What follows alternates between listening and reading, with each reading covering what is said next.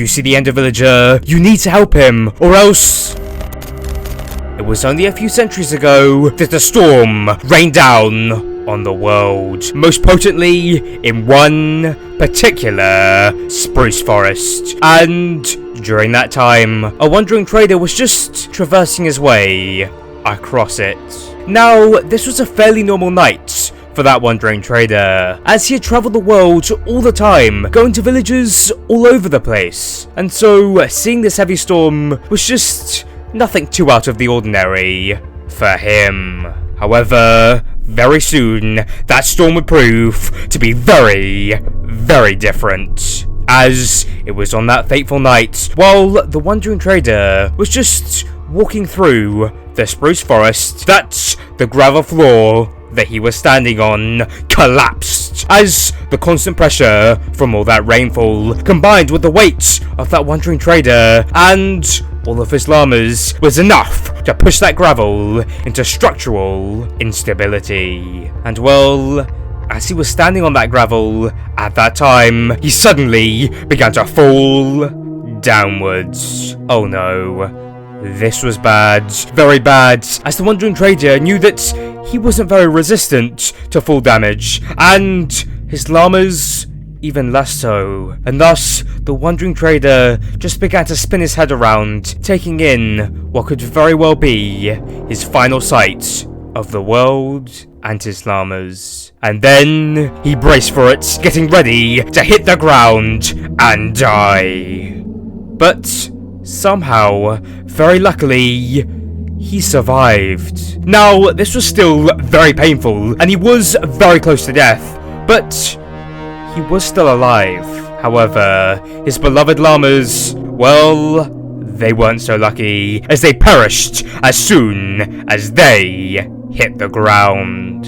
And so, seeing that, the wandering trader was suddenly consumed by sorrow and sadness, as he had known those llamas since birth, and suddenly they were no more. And so he was overwhelmed with the grief of losing his two closest friends, and so for that reason he just had to stand there for a moment as he began to try to take this all in. However, that would very quickly prove to be a very foolish decision, as just around the corner was a dungeon that was slowly being filled with an army of zombies because of the spawner within. Now, initially, none of these zombies were aware of the nearby target of that wandering trader. However, as he continued to stand there, his scent began to drift towards the zombies. And so, once enough had reached them, they began their brainless charge towards him. Now, the wandering trader didn't see this, and so for that reason, he just continued to stand there. Well, that was until one of the zombies hit him, and he was made suddenly aware of the danger that he was in, as he began to see an army of zombies heading right to him. Now, he knew that he couldn't fight these zombies, as there were just too many of them, and so for that reason, he just began to run as fast as he possibly could to get away from these brainless monsters. However, there was a slight issue with that, as he was in a ravine, and he didn't have any blocks to build out, and he couldn't climb very well, and so he was trapped there in that ravine, and the zombies were heading right for him. Now, this was bad, very bad, and so he began to look around to see if there were any other escapes that he could use to get away from those zombies. And luckily, there was, but unluckily, that escape was a cave. And that wandering trader really did not want to go in a cave, because if that cave had a dead end, then he would be cornered by the zombies, and he would die. But he also knew that if he just stood there doing nothing, then he would also die. So really, his only chance of survival was to go in that cave. And thus, because of that, he began to charge right into the dark depths of that cave, all whilst the zombies were chasing after him. Now, it was very dark in that cave, and the wandering trader could barely see where he was going. But thankfully, he did have one lantern with him, and so with that, he was given a dim light that he could hold that would allow him to traverse this deadly cave more easily. And so it was over the next few hours that he continued to run through that cave network, with the zombies slowly creeping towards him. Now, he was desperate to find an exit, but there was none. And so, as he continued to run, finding more and more dead ends, he quickly began to believe that he would never get out of this cave, and that he was just going to die here, alone. Well, that's what he thought anyways, until just when the zombies were merely blocks away from him, that he saw something. It was a light source. Wait, was that the sun? The wandering trader didn't know, and so he charged right for it, running past all the zombies, excited with the possibility of freedom. However, that light source was not the bright blue skies that he was hoping for. No. Instead, it was an underground prison. That was odd. Why was there a prison down here? But really, he didn't have the time to think about that, as the zombies were now getting very, very close to him, and so he had no choice but to run into that strange prison room. But it was then that he started to be chased by these strange silverfish. Things were not looking good, as everything was just going horribly for him, and he believed that he was just about to die. But then, one of the zombies hit him, and he was suddenly pushed into a strange portal that was right in the center of that room. And so with that, his entire world went dark. A few days later, he suddenly was awoken, and he was falling down to the ground. Oh no, this was it. He was just going to die now. This fall was just way too high. And so, he closed his eyes, bracing for it. He didn't die. In fact, he didn't even take any damage. That was weird. But then, he looked around, and he realized that he was no longer in the overworld. No, instead, he was in the end. And so, a sudden wave of terror consumed that wandering trader, as he had no idea where he was, or how he could get home, or what those creatures were, or why the sky was purple, or anything else, for that matter. He knew nothing of this world. However, after a few minutes, the terror and panic subsided within him, as he realized that he should just be happy to still be alive, and that no more zombies were chasing him. And so, with this newfound gratitude for life, the wandering trader then decided to explore this strange new world that he was in. And well, very quickly, he was just amazed with what he saw, as the floating end crystals were magical, the mighty Endermen were intriguing, the end stone that covered this land was just so sophisticated, and the landscapes were just spectacular. Now, these were all very strange sights to behold, but at the same time, they were just awe-inspiring for that wandering trader. However, after exploring the island for a few days, he encountered a problem. That being that he had no food, and so he was starting to get quite hungry. And well, unfortunately, there were no food sources anywhere nearby on this island. But that was okay, as there was a path from this island, and the wandering trader was convinced that all the food that he could possibly need was on the other end of that path. And so, believing that, he began to run across it. Now, this took him a few hours, and for a brief moment, he did start to believe that there would be no food there. But eventually, following that path, he ended up in the Outer End Islands, where he then quickly saw an abundance of chorus plants. Now, to begin with, he had no idea if those strange chorus plants were edible. as after all, this was a very strange environment that was vastly different to that of the overworld, and so the plants here might not be digestible by his overworld-based body. But at the same time, he was getting rather close to starvation, and it did look edible. And so, for that reason, he broke down one of those plants and began to eat the chorus fruit. And well, as soon as he did that, he felt a sudden rush of energy, as he realized, thankfully, that this fruit was suitable for him, and it was able to regenerate his health. But also, at the same time, he suddenly teleported in a random direction. That was weird. But still, this was all good, as he had just found a brand new food source, and there was a lot of it, and so for that reason, he knew that he was going to survive.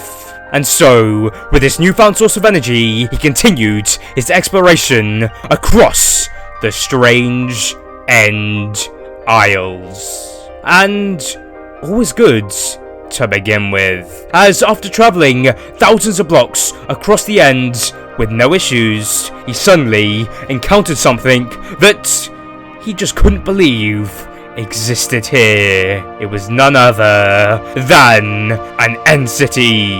And so he was amazed with what he was seeing, so much so that he decided to run straight into it, and he began to explore it, looking for the life forms that must have built it, as the city was clearly very advanced, more so than the villagers, and so the life forms here must surely be far greater than that of the villagers. However, as he climbed his way through that city, he soon came to understand that the life forms that had built this impressive city were no more. Instead, the only life that remained there within the End City were merely just the shulkers who were poorly guarding it all. Now, he found this all very strange, as why would anyone or anything abandon such an impressive monument? And so for that reason, he decided to look more in depth within each of these rooms within that city, thinking that the intelligent beings must just be asleep right now. But still, after searching every single room within that End City, no intelligent life forms were found. However, he did find something else that just shocked him. That being chests upon chests filled with extremely advanced weaponry and armor, as well as many other valuables and potions too. This was even more strange, as why would these amazing creations be left behind as well? It just didn't make any sense. However, as there was no clear answer to any of the questions that he had about those strange beings, he just made the decision to pick up all these valuables and continue his exploration of the End.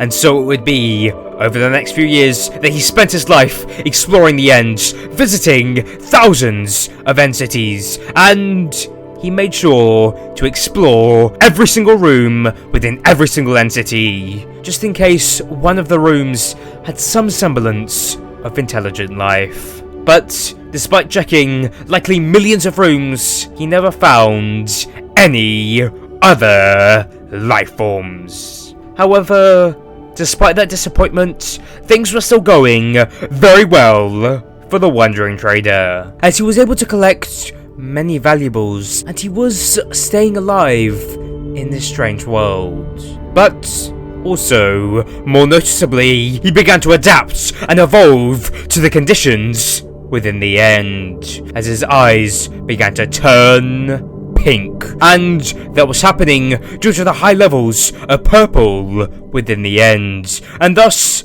with pink eyes, he could see it all far clearer. His cloak also began to turn purple, as the wool that it was made from began to absorb the purple aura of the End, and his skin turned into a shade very similar to that of the shulkers, as the change in atmospheric pressure combined with the lack of sun led him to a lighter skin. And finally, the most interesting change that he endured from being in the end was the fact that, over those years, he started to gain some powers. Firstly, he gained the ability of teleportation, as his diet of solely consuming chorus fruits led the teleportation powers within the fruits to fuse within his bloodstream, and thus he was given that power. He also gained the ability to glide within the air, as he stitched on an elytra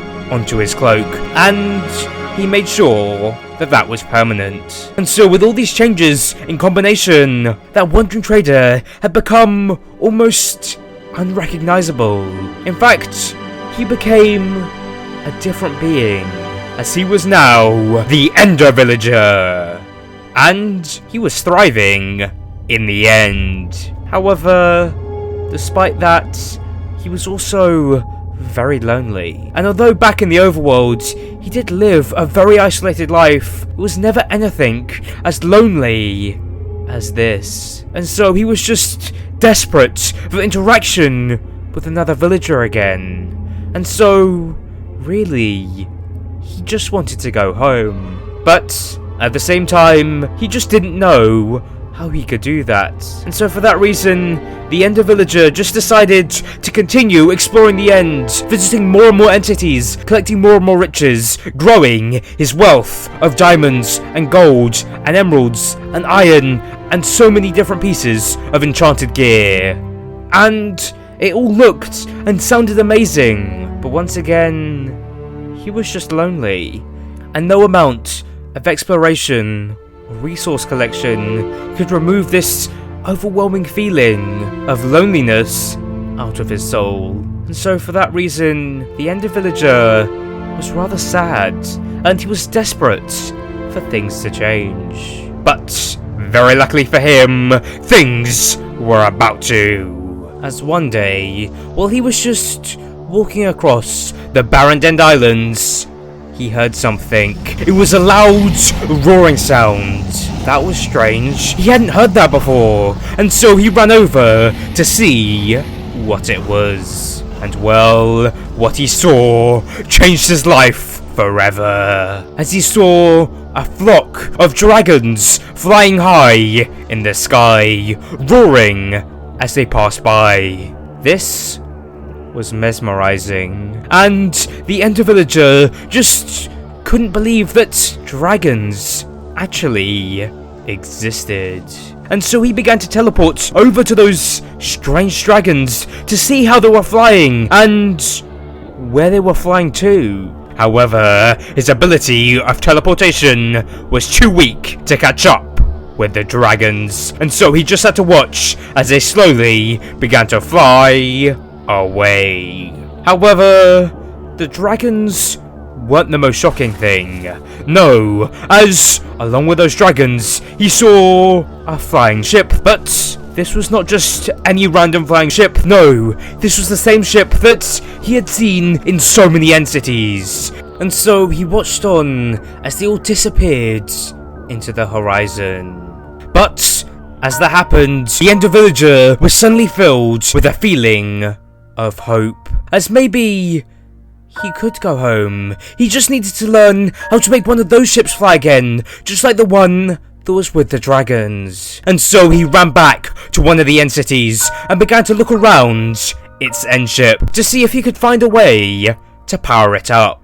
However, there was nothing obvious that he could see that would do that. And so he began to believe that he would just be trapped here in the end, alone forever. But then he thought about it. Maybe the native beings of the End might know the answer of how to power this end ship.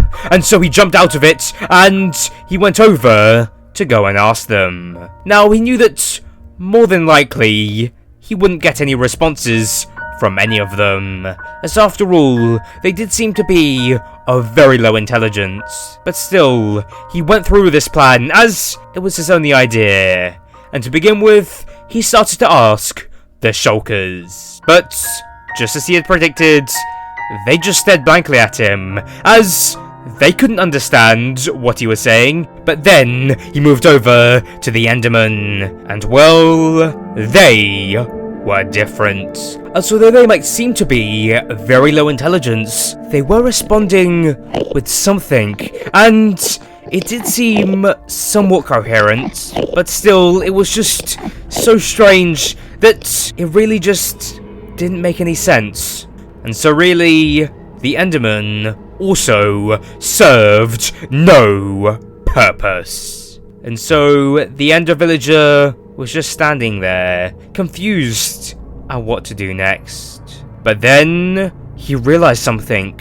The Endermen, they were speaking in reverse, and that's why it sounded somewhat coherent. And so, understanding that, he was finally able to communicate with the Endermen, as all he had to do was to just play back their speech in reverse. And so it was then that things began to change, as the Ender villager was then able to explain his situation to all the Endermen, and very luckily, the Endermen knew exactly what to do, as they knew of a ritual using some of their secret magical powers that could power up a ship. And so the Endermen, whom were also very intrigued about this other land that the Ender villager was talking about, they very happily agreed to perform this ritual.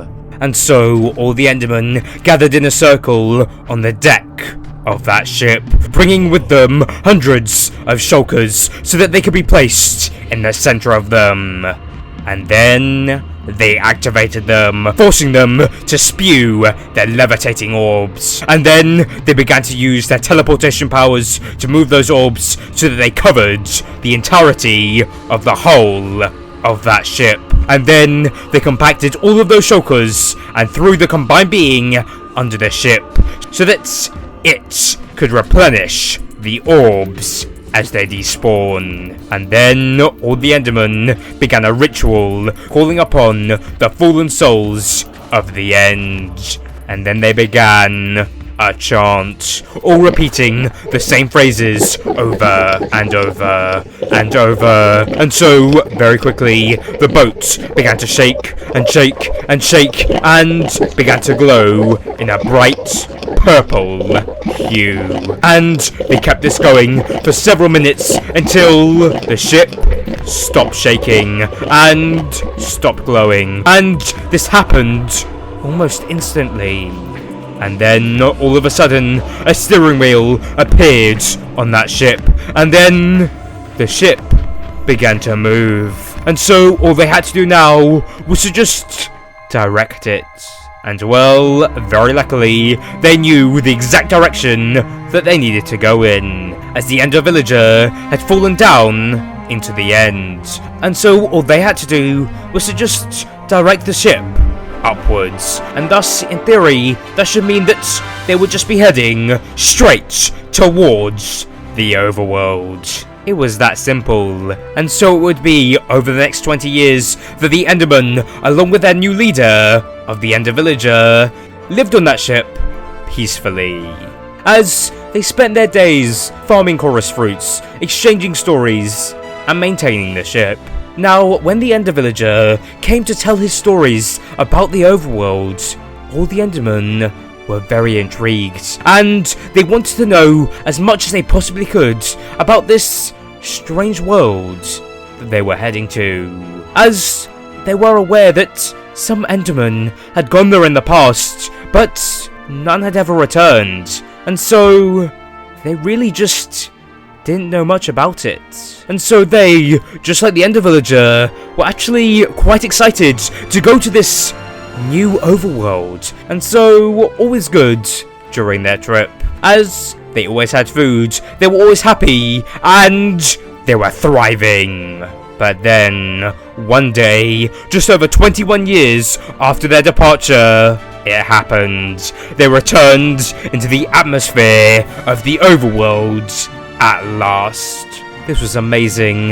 The Ender villager was so happy to be back there in his home world, and all the Endermen were very excited to be there too. But then they encountered a problem. You see, that ship was calibrated to the gravity and atmosphere of the End. And well, all of that was completely different here in the overworld. And thus, for that reason, the ship was unstable, and thus it began to crash downwards, falling in a rapid nosedive. And worse than that, none of the Endermen nor the Ender Villager could teleport out of that ship, as they were being pushed down with such force that it was impossible to escape. And so for that reason, they just had to watch onwards as they began to get closer and closer and closer to the ground. And worst of all, they were landing in an ice spikes biome, meaning that there would be no water for them to land in. They were doomed. And so just a few seconds later, the ship crashed down into the ice spikes with such force that a massive crater was formed down just over 100 blocks into the ground. And yet, somehow, the ship was still 100% intact, and all the Endermen and the Ender Villager survived. This should have been impossible. But still, they were all here now, just thankful to be alive. And so they were all just preparing to disembark this ship and head out onto the overworlds when they realized something. That being that their ship was surrounded in a strange purple bubble. That was weird, and not what they were expecting whatsoever. And so, the Ender Villager walked up to this strange bubble as all the Endermen watched on in anticipation so that he could see what it was. But then, the Ender Villager tried to walk through it, which caused the bubble to pop, and with that, everything imploded. All their souls, all their powers, all their physical forms, the boats, everything imploded. All until it formed a collective and compacted small blob of purple matter. Nothing in the entire world had ever been as concentrated and as powerful as that blob of purpleness. And not only that, that blob somehow had the consciousness of only the Ender Villager. However, very luckily, no entity would gain access to this blob of power for a very, very long time, as this concentrated blob needed to adapt to the overworld, which would take it more than 500 years to do. However, once the blob is fully adapted to the overworld, well, things would change, as it would be then that the blob would shoot out a beam of purple energy up into the sky, and that would be the signal for something or someone to go to that blob, as they would need to help it. And well, if no one saw that beam of energy, and thus no one went to that blob, well, then it would explode with the might of the entire End Dimension, which would result in the death of all life forms within the overworld. And so, to find out what actually happened next with that blob of pure power, then you'll need to watch this video.